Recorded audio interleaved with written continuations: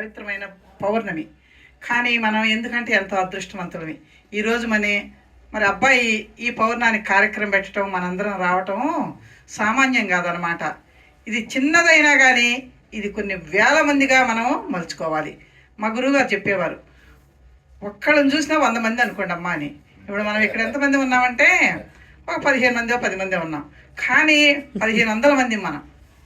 ఎందుకంటే గురువుగారు అలా చెప్పేవాళ్ళు. 20 మంది ఉన్నా 20,000 మంది. ఎందుకంటే ఆకర్షణ బాగుంది. ఇప్పుడు దాకా మరి నారాయణ స్వామి గారు చెప్పారు, ఎంత చక్కగా చెప్పారంటే మరి భారతం గురించి మరి అరటిపండుల్సి నోట్లో పెట్టినట్టుంది. మరి అంత చక్కగా చెప్పాడు. మీరు వినటం కూడా అంత బాగా విన్నారు. ఎందుకంటే కొద్ది సభల్లోనే నిశ్శబ్దంగా ఉంటుంది, చక్కగా వింటాము. మరి చిన్నదైనా కానీ చిన్న సంసారం చింతలేని సంసారం అంట. ఎందుకంటే అర్షడు వండుకొని చక్కగా మూసేసుకుంటాం, పెద్ద సంసారం బరువు ఈదలేక అల్లాడిపోతాం. అట్లాగే ఈరోజు చాలా చక్కగా ఉంది కార్యక్రమం. మరి నాకు బాగా సంతోషంగా ఉంది. మరి ఈ కార్యక్రమం ఏంటంటే, ఎన్నో జన్మల పుణ్యాన బలం మానవ జన్మ వచ్చింది మనకి. ఈ మానవ జన్మ రావటమే మనకి చాలా అదృష్టం. మళ్ళీ ఈ భారతదేశంలో పుట్టడం ఇంకా అదృష్టం మనకి. అందుకని మనం ఈ భారతదేశంలో పుట్టాము, మానవ జన్మకు వచ్చాము. 84 లక్షల జీవరాశుల్లో మానవ జన్మ ఉత్తమోత్తమైందని మహనీయులందరూ అంటున్నారు. ఎలాగైంది ఉత్తమోత్తము? 84 లక్షల జీవరాశుల్లో మరి అందరూ వచ్చారా ఇక్కడికి? రాలేరు, కొందరే వస్తారు ఇక్కడికి. ఎందుకంటే వాళ్ళ అదృష్టం అది, మన అదృష్టం ఇది.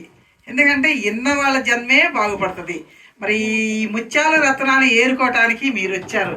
ఎందుకంటే ఎన్నో ఉంటాయి జీవరాశులు, కానీ హంసలు లాగా మీరు వచ్చారనమాట. మరి మీరు వచ్చినందుకు మాకు చాలా సంతోషంగా ఉందో ఎన్నందుకు. మరి ఈ జన్మ ఇక దుర్లభం అంటున్నారు. తుళ్ళి తుళ్ళి పడబోకే తొంటరి బొమ్మ, మళ్ళీ మళ్ళీ రాదోయి మానవ జన్మ, మానవ జన్మ అన్నారు. ఎందుకన్నారు? ఈ తుళ్ళి తుళ్ళి పడేది ఎన్నాళ్ళు ఉండదు, 3 రోజులు ముచ్చటిది. మరి కొంతమంది 10 సంవత్సరాలకే వెళ్ళిపోతున్నారు, కొంతమంది 20 సంవత్సరాలకి వెళ్ళిపోతున్నారు, కొంతమంది 50 సంవత్సరాలకి వెళ్ళిపోతున్నారు, కొంతమంది గడగడగడ ఉడుక్కుంటూ 90 సంవత్సరాలకు కూడా అలాగే ముద్ద పెట్టకుండా అల్లాడిపోతున్నారు. దీనిది ఏముంది దీంట్లో తుళ్ళి పట్టడానికి? అసలు ఈ జన్మలో ఏమీ లేదు, ఉంది మళ్ళీ వజ్రం ఇది. ఎందుకంటే బాగు చేసుకునే వాళ్ళు, ఇలా వచ్చి సంకీర్తన పాడేవాళ్ళు అసలు చక్కగా పాడుతున్నా వాయిస్తున్నా వాళ్ళ మనసు ఎక్కడుంటుంది? పరమాత్మలో లీలమవుతుంది. మరి ఈ పాటల్లో కానీ వాయిద్యాల్లో కానీ మరి అర్థం చేసుకుంటే చాలా ఉంది. ఎందుకంటే కలియుగంలో సంకీర్తనకే ఇచ్చాడు పరమాత్మ జన్మ, బాగా మరి మోక్షం పొందుతారని. ఆ సంకీర్తన కూడా అంతా అయ్యే కదా, ఈ చెప్పేది అదే, పాడేది అదే, వినేది అదే. అర్థం చేసుకోవాలి. అర్థం చేసుకున్న వాళ్ళకి అన్నీ ఒక్కటేనమాట. కాబట్టి మన జన్మ వచ్చింది, పాడటమా వింటమా ఏదో ఒకటి చెయ్యాలన్నమాట. అందరూ చెప్పలేరు, అందరూ పాడలేరు, కానీ వింటాం. మీరు లేనిది ఈ చెప్పే వాళ్ళకి ఏముంది, పాడే వాళ్ళకి ఏముంది? వినేవాళ్ళు ఉంటేనే కదా పాడేవాళ్ళు ఉండేది, చెప్పేవాళ్ళు ఉండేది. అందుకని మనము చక్కగా ఇవ్వాలి. అసలు ఎంత అదృష్టం అంటే మన జన్మ, మానవ జన్మ. మరి మనం ఏం చేసామంటే ప్రమాణం చేసి వచ్చాం. వచ్చేటప్పుడే మానవ జన్మకు వచ్చి పరమాత్మనే పూజిస్తాను అని వచ్చాం. కానీ వచ్చాక ఈ మాయలో పడిపోయాము, మర్చిపోయాము అనమాట. మర్చిపోయినందుకు పరమాత్మ ఏం చేస్తాడంటే, పరమాత్మ ఏం చేస్తాడు, ఇట్లా గురువుల్ని పంపిస్తాడు. మానవుణ్ణే గురువుగా చేసి పంపిస్తాడు. ఈ గురువు ఏం చేస్తాడు, పరమాత్మను చూపిస్తాడు.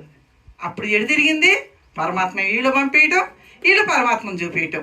అందుకని అటు ఇటు ఇటు దట్టే కానీ ఏమి లేదు, ఇందులో అంతా ఒక్కటే. కాబట్టి ఈ జన్మని బాగు చేసుకోవటం ఎలాగా అంటే, ఎన్నో జన్మల పుణ్యాన బలం వచ్చింది అంటే, మరి ఇన్ని 83 లక్షల జీవరాశులు ఉన్నాయి, వాటికి కూడా తెలివి ఉంది. మనము ఇజ్జు అంటే కుక్క వస్తుందా? వచ్చింది, దానికి తెలుసు. కానీ మరి ఇప్పుడు వచ్చి ఎందామంటే ఏంటా, ఇక్కడ తినడానికి అరగతుందా? లేదు, మనకే ఉంది కదా. మరి ఎద్దు దున్నుద్ది, దానికి అన్నీ తెలుసు, అన్ని సైగలు తెలుసు, రమ్మంటే వచ్చుద్ది. కానీ ఇక్కడ వచ్చి తింటదా? లేదు. తింటదా? తినలేదు. మనం పెట్టింది తినాలి. కానీ మన ఇష్టానుసారం ఉంది, దానికి ఇష్టానుసారం ఉందే లేదు. అలా పక్షులైనా అయినా వాటికి లేదు కాబట్టి మరి మనకి ఇంత జన్మ ఇంత మంచి వజ్రం లాంటి జన్మిచ్చాడు కాబట్టి దీన్ని ఎంత బాగు చేసుకోవాలి. ఎక్కడైనా సరే సత్సంగాలు జరుగుతున్నా భజన జరుగుతున్నా గుళ్ళో మరి వినాలి, మనం వెళ్ళాలి అక్కడికి. ఎందుకంటే కాళ్ళు ఇచ్చింది ఎక్కడికి? మంచి గుడికి వెళ్ళండి, మంచి సత్సంగాలకు వెళ్ళండి అని కాళ్ళు ఇచ్చాడు. కళ్ళని ఎందుకు ఇచ్చాడు? మంచిదే చూడమన్నాడు. చెవులు ఎందుకు ఇచ్చాడు? మంచి మాటలు వినమని. మనకి ఇచ్చింది ఉపయోగపెట్టుకోవాలి, ఏదో ఏదో ఏదో చేయటం కాదు.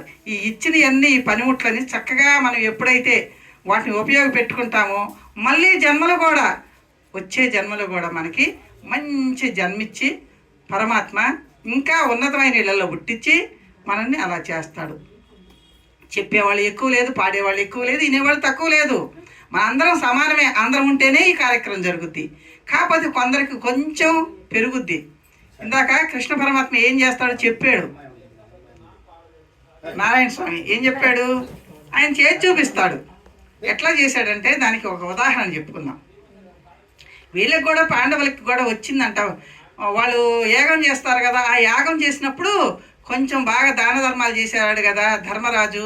చేసినప్పుడు కొంచెం అబ్బా నేను బాగా ఇచ్చానని మనసులో అనుకున్నాడంట. అంతే, కొంచెం నేను బాగా వేపనోళ్ళకి దానం ఇచ్చాను, బ్రాహ్మణులకి మరి అన్నదానం బాగా కొన్ని లక్షల మందికి చేశాను అన్నట్టు కొద్దిగా వచ్చిందంట.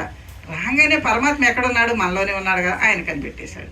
అబ్బో ఈయనకు కూడా కొంచెం వచ్చిందే అని ఏం చేశాడంటే సరేనని బావా మనం అట్లా వెళ్ళొద్దారా విహారానికి అన్నాడంట. సరే ఇద్దరు బయలుదేరారు, వెళ్తున్నారు. వెళ్ళి ఎక్కడ తీసుకెళ్ళాడు? పాతాళ లోకానికి తీసుకెళ్ళాడు. పాతాళ లోకంలో ఎవరున్నారు? పాతాళ లోకంలో చక్రవర్తి ఉన్నాడు. ఎవరు? బలిచక్రవర్తి. ఆ బలిచక్రవర్తి దగ్గరికి తీసుకెళ్ళాడంట. తీసుకెళ్ళంగానే వీళ్ళిద్దరు రాక చూసి ఆయన హఠాసంగా అసలు ఆయన మంచి అంతా సువర్ణంతో ఉంటాడు. ఆ సువర్ణమూర్తి ఏం చేశాడంటే వస్తుంటే ఈ ధర్మరాజుకి ఒళ్ళంతా పులకరిచ్చిందంట. వామ్మో ఏంది యుద్ధానికి వస్తున్నట్టు ఉన్నాడంట ఆయన. ఆ హఠాసం కానీ ఆ బంగారం కానీ ఆయన డ్రెస్ కానీ అలా ఉందంట. ఈయన చూసి అడిలిపోయేటట్టుంది ధర్మరాజు ఏంటి అని. సరే వెళ్ళాక దగ్గరికి వెళ్ళారు. వెళ్ళంగానే ఏం చేశాడు ఆయన? కృష్ణ పరమాత్మకు శిరసాష్టంగా దండ ప్రమాణం చేశాడు. చేసి మళ్ళీ లేచి ఆయన సింహాసనం మీద కూర్చోబెట్టాడు పరమాత్మని. కూర్చోబెట్టి కాళ్ళు కడిగాడు. కాళ్ళు కడిగి అప్పుడు ఇక స్వామిని విచారంగా అన్నీ ఏదో సంభాషణ చేసుకున్నారు. చేసుకున్నాక అప్పుడు చెప్పాడంట కృష్ణ పరమాత్మ, మరి